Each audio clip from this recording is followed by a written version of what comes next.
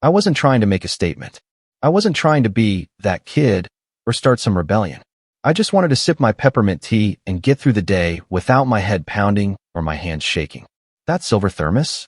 It wasn't a protest sign. It was survival. My name's Zane. I'm 17. Senior year.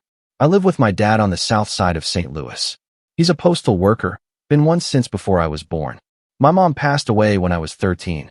Stroke, out of nowhere. One minute she was making meatloaf, the next, silence. I don't talk about it much, but it changed everything. My dad and we grieved in different directions. He got quiet. I got focused. Since then, I've been walking a line so thin it might as well be invisible. School, home, college applications, tutoring, rehearsals, everything. No room to mess up. I gave up soccer junior year to make time for SAT prep and to help underclassmen in chemistry. I skip lunch most days just to stay on top of things. People at school think I'm some kind of machine, but they don't see what happens when the noise gets too loud, when the lights feel too bright, or the pressure clenches behind my eyes like a vice. That's why I started bringing the tea. Just hot peppermint. No caffeine, no sugar. Something my mom used to make me when I couldn't sleep. I'd pour it into the thermos before school and sip it quietly between classes, behind the stairwell or in the back of the auditorium. It helped. More than meds, more than breathing apps or wellness seminars. It helped. I never flaunted it. Never broke rules on purpose. I'm not a rebel. I'm barely even noticed most days. People just assume I'm either a genius or a ghost. So when Ms. Chalmers, our new interim principal, showed up in October and decided hot drinks were now a safety risk, I thought, okay, I'll stay low. Maybe she won't notice me. But she did. It was third period, passing time. I was headed to AP Lit with my thermos tucked against my side. I wasn't even drinking it, just holding it like I always did. Then I heard the heels. Her voice was sharp, like snapping icicles. "Excuse me," she said. "What's in your hand?" I stopped. "Peppermint tea, ma'am." Her eyes narrowed like I'd just admitted to carrying gasoline. "You're aware hot beverages are banned on campus?" I blinked. I didn't know that was a rule. "It's just tea. I don't even take it into class." She stepped closer. "You want special treatment because you're a good student, is that it? Rules apply to everyone, sweetheart." Sweetheart. Before I could say another word, she confiscated the thermos and told me to report to the front office after school. I stood there frozen. Kids walked by, watching, smirking. One guy muttered, "Tea snob," under his breath. Another snapped a pic and whispered something about how I thought I was better than everyone else. That night, I went home and didn't say anything to my dad. I just washed dishes in silence and drank my tea from a mug instead. He asked why I didn't take it to school, and I said nothing. He didn't push. The next day, I found a bright yellow slip in my locker, violation of campus safety code. Disciplinary review pending. I crumpled it into my jacket pocket. I didn't even know I was holding my breath, because I thought maybe, just maybe, it would stop there. But I had no idea what was coming, or how fast it would all unravel. And the next time they found my thermos, they didn't just take my tea. They took my name and turned it into a joke. And that was only the beginning. You ever feel like the smallest thing can suddenly brand you as a threat? 2 days after Ms. Chalmers took my thermos, I tried to go back to normal. No tea, no hallway sipping, just head down, eyes forward. I figured if I kept quiet, she'd forget. That's what teachers usually did with me. Forget I existed unless they needed someone to represent the school in some brochure. But on Friday, right before second period, the intercom buzzed. "Zane Carter to the office." Immediately, whispers started before I even stood up. When I walked into the office, Ms. Chalmers was waiting with a folded piece of paper in one hand and my silver thermos in the other. My heart dropped. I hadn't brought it that day, or the day before. She didn't let me speak. "This was found in your locker," she said, holding it like it was evidence in a criminal trial. "Hot liquids are banned. This is your second offense." I was stunned. "I didn't bring that," I said quietly. "Not since Monday." "Then explain how it got into your locker," she snapped. "Are you suggesting a staff member planted it?" I just stared. Someone must have taken it from my bag and shoved it in there. A joke? A setup? Or worse, maybe she just wanted an excuse to come down harder. "In-school suspension. 2 days. Starting now," she said, and handed me a slip. No hearing. No warning. Just judgment. They walked me to the ISS room. Basically a forgotten classroom with beige walls, flickering lights, and desks that looked like they hadn't been cleaned since Y2K. You weren't allowed to speak. No electronics. Just worksheets and silence. I sat there for hours, trying to do calculus while my hands shook. At lunch, I stared at the cold sandwich they dropped in front of me. I didn't eat. I just thought about my GPA slipping, my college recommendations, my rehearsal schedule for A Raisin in the Sun, all of it unraveling over peppermint tea. When I got home, my dad was already waiting in the living room, slip in hand. "I got a call," he said. I nodded, bracing for disappointment. "You broke a rule, Zane," he said. "Why?" "It's not a real rule," I replied. "It's not even in the handbook. She just made it up." He clenched his jaw. "So you thought you'd challenge it?" I blinked. "Dad, it's tea. It's how I manage my migraines. You know that." He stood up, towering over me, tired and angry. "You think I had the luxury of peppermint tea when I was your age? You think life's fair just because you're smart? You can't go picking fights over everything." I wasn't trying to fight. You were supposed to fly under the radar, not be the center of attention. I didn't say anything after that. I just went to my room and sat in the dark. But I wasn't the center of attention until they made me one. Because by Monday morning, it was everywhere. Memes. Screenshots. Someone had taken a pic of my confiscated thermos sitting on Ms. Chalmers' desk and captioned it, "Zane the tea terrorist. Caught brewing chaos." It was all over the school's private group chats. Someone edited my face into a Starbucks logo. Another post showed me photoshopped holding a flamethrower made of tea bags. The worst part? Kids I tutored shared it, laughed at it. And Mr. Lohan, my favorite teacher, the one who drinks his own mug of dark roast in class, said nothing. Just nodded when I walked into his room and said, "Take your seat, Zane." I wanted him to say something. Anything. "You okay?" "This is ridiculous." "I've got your back." But all I got was silence. Like I didn't matter. That day in rehearsal, I forgot half my lines. Missed my cue. The director, a senior girl named Maddie, pulled me aside and asked if I was okay. I told her I had a headache. She nodded but didn't press. I went home that night and stared at the thermos on my desk, the one they returned after emptying it. It still smelled like peppermint. And that's when it hit me. They were never afraid of the tea. They were afraid of what I represented, quiet defiance. Soft power. A kid who didn't yell but still wouldn't shrink. And I realized something even worse. This wasn't just about a dumb rule. It was about control. And if I didn't push back, they'd keep taking things from me until there was nothing left. You'd think the dumbest part was the tea. That's what they wanted me to believe. That this was about liquids and liability. But no, this was deeper. This was targeted, selective, strategic. And I wasn't the only one feeling it. The Monday after my suspension, I came back to school hollowed out. I didn't speak unless called on. Didn't smile. Barely made eye contact. I sat in the back of every room, clutching my pencil so tight my knuckles turned white. I felt humiliated, mocked, alone, until Kira found me. She cornered me by the vending machines between third and fourth period. Kira was a junior, sharp, loud, unapologetically herself. Her hair always perfectly twisted, her boots always a little too loud in the hallways. But that day, she looked different. Angry. "You got hit too?" she asked. I blinked. "Hit how?" She lifted her hoodie and showed me a bright red warning slip tucked into her waistband. "I got suspended last week." "No what?" I shook my head. "For bringing a heating pad," she said. "I have cramps so bad sometimes I can't sit up straight. I've used it for 2 years. Suddenly, it's unapproved medical equipment." My jaw clenched.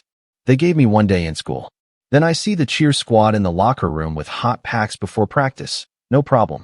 And 3 white girls in French class sipping lattes. Not a word. I'm like, this can't be random. It wasn't. That's when the pieces started falling together like broken glass rearranging into a mirror. My reflection was everywhere, in every rule enforced on kids who looked like me. On kids who couldn't afford to mess up. On kids who didn't fight back because we were raised to survive, not resist. I started watching. In the cafeteria, I took mental notes. The white kids with their paper cups from Starbucks or the campus cafe. They were never stopped, never questioned. One girl literally spilled chai latte across the hallway, and the janitor just mopped it up without blinking. Meanwhile, a sophomore named Malik got detention for wearing a hoodie during finals review. When he asked why, Miss Chalmers told him, "Don't act like you don't know better." I started a folder. Screenshots. Photos. Dates. Names. I even caught Mr. Lohan sipping his ceramic, world's best lit teacher mug in third period, steam still rising, and took a pic from my desk. He looked me dead in the eye afterward. Didn't say a word. By Thursday, my digital folder had over 30 files. I stayed up that night reading the district policy online. And there it was, buried in a PDF nobody reads. No student shall face disciplinary action for possession of non-alcoholic beverages unless disruption or explicit hazard is present. There was no hot drinks ban. Ms. Chalmers made it up. She wielded it like a leash, like an invisible collar to yank kids like me into submission. The first time was public. The second time was planted. The message? You don't control your space here. We do. I brought my findings to my guidance counselor the next morning. Her name was Ms. Tillman. Young, kind, always chewing on pen caps. I explained everything. Showed her my screenshots, my folder, my timeline. I even printed out the policy manual and highlighted the section. She frowned. Zane, I believe you. I do. But you need to be careful. You're applying to colleges. You don't want a reputation. A reputation for what? I asked. For telling the truth? She didn't answer. That was the moment I knew. Even the people who believed me wouldn't help. That night, at home, my dad noticed I hadn't touched my food. You're not suspended again, are you? No, I said. Not yet. He sighed. Zane, why can't you just let this go? I stared at him. This man who worked double shifts. Who wore the same brown uniform every day of my life. Who never once took a sick day. Who taught me how to tie my tie for my first honor roll ceremony. You really think keeping your head down works? I asked. It's kept food on this table, he said. But it didn't keep Mom alive. The silence was so sharp it could have split the floor. I didn't mean to say it. I didn't even know I was going to say it. But once it was out, it hung there like fog in a cold room. He got up without a word and walked to his room. Closed the door. I stayed at the table alone. And then I opened my laptop. Went to my notes folder. Created a new file. Tea isn't a weapon, full timeline. Because if no one would listen in person, I'd make them hear me online. And I hadn't even started recording yet. But the truth? The moment I hit record, my life was about to flip upside down. And there was no coming back. I didn't sleep that night. Not because I was scared, because I was wired. My fingers couldn't stop typing. My brain wouldn't stop racing. Every insult, every smirk, every time I was told to be quiet, or just follow the rules. They all echoed inside me like a storm stuck between the walls of my skull. It was time. I opened iMovie. Basic stuff. I'd never edited anything real before, just a couple clips for theater auditions. But I had something better than polish. I had proof. First slide. A black screen. White text. I got suspended for drinking peppermint tea. Then my voice, quiet, but steady, layered over photos. Me rehearsing a raisin in the sun, thermos visible on the prop table. A timestamp pic of a white classmate sipping Starbucks in the hallway, no write-up. A close-up of the official school code with the non-alcoholic beverages clause highlighted. A voice memo, the sound of Ms. Chalmers saying, "You want special treatment just because you're smart?" I didn't add music. Didn't need to. The truth made its own noise. I ended the video on a picture of me in the school play's final dress rehearsal, wearing Walter Lee's suit jacket, holding a cup of tea backstage. The caption read, "Silence is their favorite student." Not anymore. I clicked post at 1:37 a.m. Then I closed the laptop, walked to the kitchen, and poured myself a cup of peppermint tea. The next morning, nothing happened. At first. But by lunchtime, I noticed whispers. Side eyes. Some students looking at their phones, then looking at me. I checked my video. It had 283 views. By last period, 6,100. That night, it hit 22,000. By the time I walked into school the next morning, I was trending on TikTok's hashtag Student Voices tag. Someone from across town even duet the video, sipping a mug and saying, "Guess I'm dangerous now too." Then came the comments. They really suspended you for tea? This is what systemic bias looks like. How do I support this kid's college fund? I didn't know whether to be terrified or proud. Maybe both. Then, the press email came. A reporter from the Riverfront Weekly wanted an interview. Her name was Maya Ortega. She said she'd been tracking incidents like mine in schools across Missouri for over a year. Her subject line read, "Zane, your voice matters." I stared at it for 5 full minutes before replying. Yes, I'll talk. At school, things got weirder. By third period, Faculty started pretending nothing had changed. Mr. Lohan, back to sipping coffee from his mug like the last 2 weeks hadn't happened. Miss Chalmers didn't acknowledge me in the hallway, but I caught her whispering with Vice Principal Heller outside the office, looking directly at me. That Friday, I got a slip from the front desk. You're invited to a restorative justice circle on Monday. I showed it to Kira after theater rehearsal. You think this is legit? I asked. She tilted her head. They never invite people to those unless they're trying to cover something up. You going? I have to, I said. It's public now. If I don't show up, they'll say I backed down. She nodded. Just don't go in blind. This ain't about peace. It's about control. I spent the weekend prepping. I rewatched my video. I organized every piece of evidence in a new folder, printed in color. I even typed a statement, double-spaced, bullet-pointed, sourced. I was ready to speak, ready to stay calm, ready to confront it all. But I wasn't ready for what they'd try next. Monday arrived. I walked into the school library, where the circle was being held. Except it wasn't a circle. It was a conference setup. Long table, microphones, an audience of hand-picked students and teachers. No open invitation. No neutral facilitator. Ms. Chalmers sat dead center, smiling. I sat across from her. Kira wasn't invited. Mr. Lohan sat 2 seats down, flipping through papers like this was a book club. Then Chalmers cleared her throat. We're here to discuss the disruption caused by recent media content created by one of our students, she said, like she was announcing a bake sale. I blinked. You mean the video? She smiled wider. Zane, would you like to share why you created such inflammatory content? I looked at the faces around me. Most were blank. Some sympathetic. A few smirking. I made it, I said slowly, because I was suspended for following an unofficial rule that was applied unfairly. She interjected, you mean violating a safety precaution, which, I'd like to add, is fully within my authority to enforce under staff discretion. My breath caught. I read the district code. I said, lifting my printout. It says, we're not here to debate policy. She snapped. That's when I knew. This was a trap. They weren't here to hear me. They were here to frame me. She went on. We've also been informed that Zane may have fabricated medical concerns in order to manipulate the system. What? I said. I've had migraines since I was 12. She leaned forward. We've seen no official documentation. Anxiety is a serious condition, Zane. Faking it is not only dishonest, it's dangerous. Mr. Lohan finally looked up. I locked eyes with him. Mr. Lohan, I said, did you or did you not see me use tea to manage my symptoms? He shifted in his chair. Then he shrugged. I don't recall. I wanted to scream. Instead, I stood up. I came here in good faith, I said. I brought proof. I followed the rules. But it's clear now, this isn't about tea. It's about control. And I'm done playing nice. And with that, I walked out. They didn't stop me. They couldn't. But what I didn't know, what I couldn't know, was that someone else had been watching. Someone who'd been burned by Chalmers before. And they were about to blow the whole thing wide open. I didn't cry until I got home. Not the quiet kind either. The ugly kind. The kind where your chest feels like it might split open and your knees don't work right. I locked myself in the bathroom and stared at the mirror until I didn't recognize my own face. All I kept thinking was, they want me erased. Not just silenced, erased. My video had crossed 300,000 views by then. But inside that school, I still felt invisible.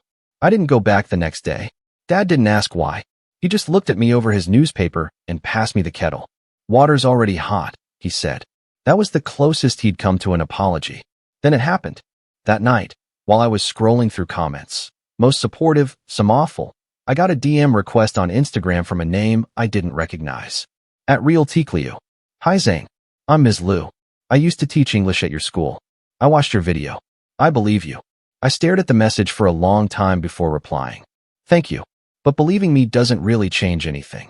She replied almost instantly. It might. I have something. I wasn't sure what to think at first. Then she sent me a Google Drive link.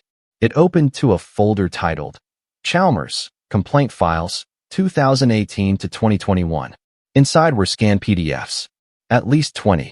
Every file was about her. Complaints from students, parents, even another teacher. And it wasn't just T.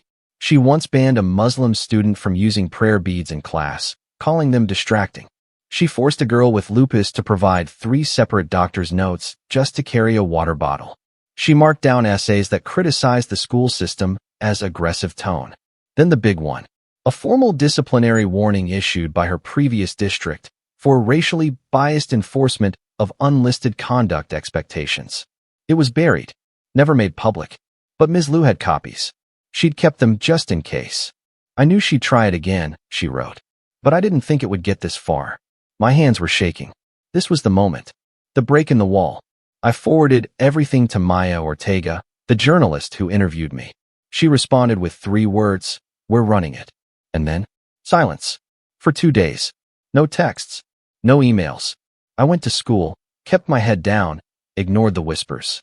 Kira gave me a tight nod when we passed in the hallway. I didn't even touch my tea. Then, on Thursday morning, it dropped. Pattern of prejudice? Interim principal faces scrutiny after student suspension goes viral. Riverfront Weekly front page. My name wasn't in the headline, but my face was. Me, holding a thermos, outside the theater building. A freeze frame from my video. The article detailed everything. The no hot liquids rule never listed in official policy. The disproportionate discipline. The contrast with how white students were treated. Past complaints against Ms. Chalmers, never disclosed to the current district. By third period, everyone had seen it. Some students printed the article and taped it to their lockers. Others started carrying mugs, even ones who hated tea or coffee, just to show solidarity. Mr. Lohan didn't show up to class. At lunch, Kira found me by the stairs. "You did it," she said. I shook my head. "Not yet." She smiled. "Then let's finish it." We spent the next 24 hours preparing. Screenshots, photos, the school handbook, the official complaint process. Then we signed up for public comment at the next school board meeting. I wasn't ready, but I had to be. That night, Dad finally spoke. He came into my room while I was rehearsing my statement and just stood there, quiet, for a second. Then he said, "When your mom passed, I promised myself I'd protect you, even if it meant making you smaller, quieter. I was wrong for that." He paused. "You make me proud, Zane."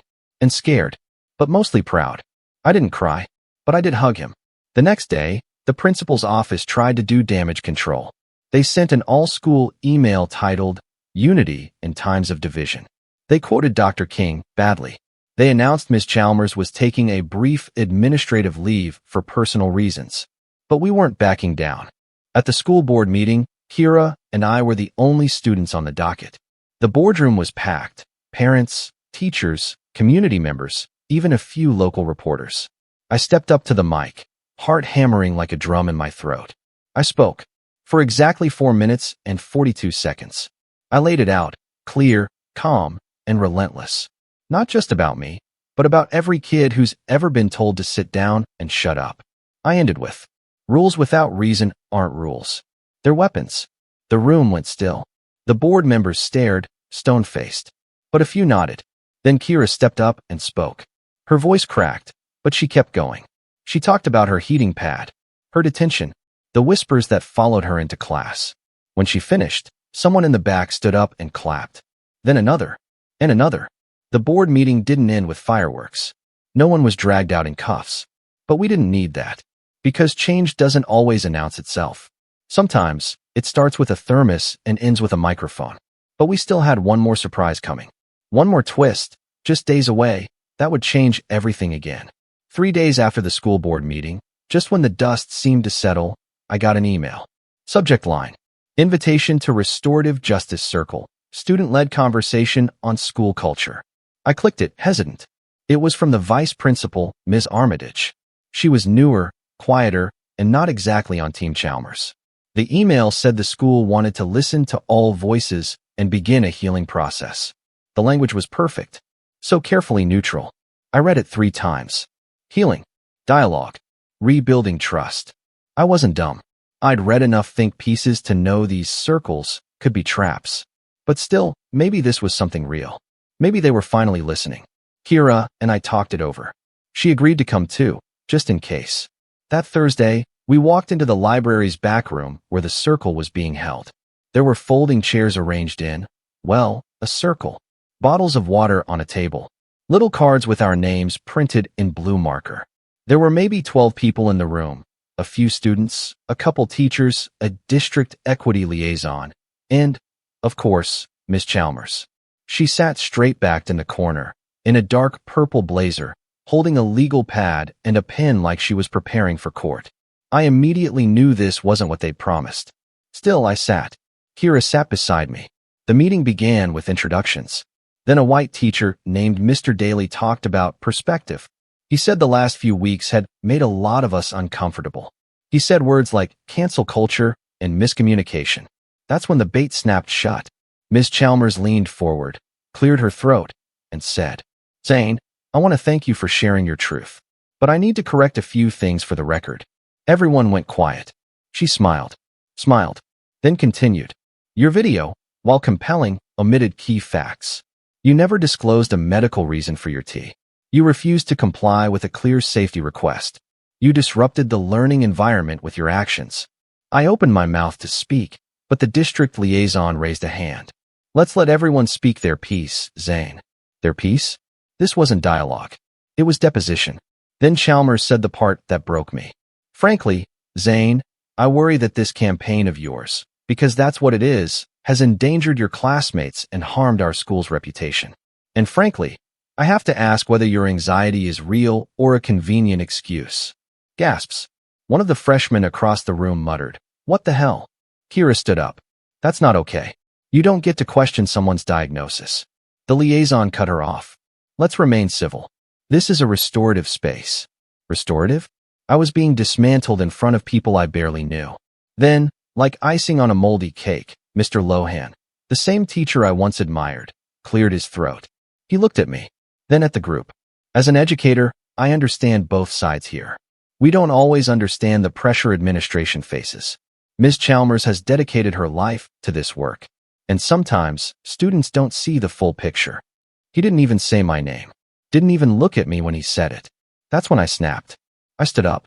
My hands were shaking. Kira reached for me, but I stepped past her. "I don't need this," I said. "You want me to feel like I overreacted? That I'm paranoid? You want me to be quiet and grateful and compliant, because that's the role I'm supposed to play, right?" No one responded. I looked right at Miss Chalmers. "Don't worry. This moment's not going to TikTok. But believe me, it's not staying in this room either." Then I walked out. Not stomped. Not stormed. Just walked. Calm. Cold. Done. I sat outside under the big elm tree near the parking lot and didn't move for 30 minutes. My phone buzzed in my pocket. Probably Kira. Or Dad. Or trolls from Reddit. I didn't answer. I just stared at the sky, wondering how people like her kept winning. Even with receipts, even with witnesses, even with truth on tape, she still had power. And people still let her use it. But then something changed. Later that evening, I got a message request from a burner Facebook account. No profile photo. No mutual friends. At first, I ignored it. But the message said, "I used to teach at Glenway. Look into 2019. Chalmers nearly got a girl expelled over tea. Same rule. Same excuse. I'm sorry I didn't say anything sooner." Another one? I replied, "Who are you?" They didn't answer right away. But the next morning, they sent me a photo of a disciplinary file, one I'd never seen before, with a blurred-out name and a stamp from another high school. The handwriting matched Ms. Chalmers' signature. I had just uncovered the beginning of a pattern. And it wasn't just about tea. It was about control. It was about who gets to speak, who gets to be safe, and who gets to matter. The next phase wasn't just personal anymore. It was going public. The anonymous message haunted me for days. A second student. Same punishment. Same tea. Same Miss Chalmers. I couldn't stop thinking about it. I messaged the burner account again. "Why now?" They replied, "Because I've watched the silence win too many times." "But you? You made it loud." I stared at that sentence for 10 minutes. It was all I needed. I printed the photo they sent and compared it to the one I had from my own write-up. The signatures? Identical. The wording? Practically copied and pasted. She hadn't changed a thing, not even the justification. Thermal hazard to others. Except this other case, it was from 4 years ago. Different school, different city, but the same playbook. That night, I emailed the journalist who had contacted me before, Nia Hampton from the St. Louis Beacon. She'd been following my video, asking to talk for weeks. I sent her everything. The write-ups, the photos, screenshots of the burner messages, the anonymous staff memo, my own experience, written in full. She called me within the hour. "Zane," she said, I'm running this. The next morning, her article hit the digital front page. Peppermint Gate. High school student suspended for tea exposes pattern of selective enforcement. It exploded across social media. Local Facebook groups, parent forums, even a few regional news stations picked it up. But the fallout? It came just as fast. Some parents were furious, not at the school, but at me. They said I'd embarrassed Glenway High, that I'd made teachers afraid to enforce rules. One even called me a manipulative activist in training. I got DM after DM. Bet you'd be fine if you were white. Hope your peppermint burns you next time. Another fake anxiety snowflake, crying wolf. But then came the other flood, bigger, louder, stronger. Students from schools across Missouri started posting their own videos. I was punished for wearing a hoodie while my white friend wasn't. They told me my accent made other students uncomfortable. I was written up for sleeping in class after I told them my mom was in the hospital. The comments were filled with, "Same. This happened to me." I thought I was alone. Suddenly, this wasn't just about me. We were a chorus. By Wednesday, a small liberal arts college in Portland messaged me through Instagram. They'd seen my video. They read Nia's article. They wanted to offer me a full scholarship. Not because you're perfect, they wrote, but because you're brave. I sat in my room, staring at the screen. My dad was watching TV downstairs. He still hadn't said much since the first suspension. Part of me didn't even know if he understood the scale of what was happening. But that night, as I came down for dinner, he looked up and said, "You really stirred the pot, huh?" I froze. Then he added, "Good. About time somebody did." My throat clenched. I didn't cry, but something in me unlocked. For the first time in weeks, I felt safe in my own house. That weekend, the school board announced a special meeting open to the public. I knew I had to speak. I didn't tell Ms. Chalmers. I didn't warn Lohan. I didn't bring my thermos or my video crew. I brought myself, my story, and the stack of evidence I'd carefully compiled. I wore a suit my dad hadn't touched since Mom's funeral. Still smelled like cedar and mint. Kira met me at the entrance. She had a poster tucked under her arm. "We sip in peace." We weren't alone. Over 80 people packed into that boardroom. Some with teacups, some with signs, some with stories. When it was my turn to speak, I stood tall. I spoke calmly. No anger. No theatrics. Just facts. I showed the signatures, the patterns, the files, the trauma. I looked each board member in the eye and said, "Rules aren't the problem. Who they're used against, that's where the damage lives." When I finished, there was silence. Then, clapping. Not wild or explosive, but real. One clap, then two, then more. And when the board announced that Ms. Chalmers would be placed on immediate leave pending investigation, I didn't cheer. I just nodded, like something had finally clicked into place. I turned to leave and saw Mr. Lohan standing by the side door. He didn't smile. He didn't wave. But he mouthed, "I was wrong." Then he walked away.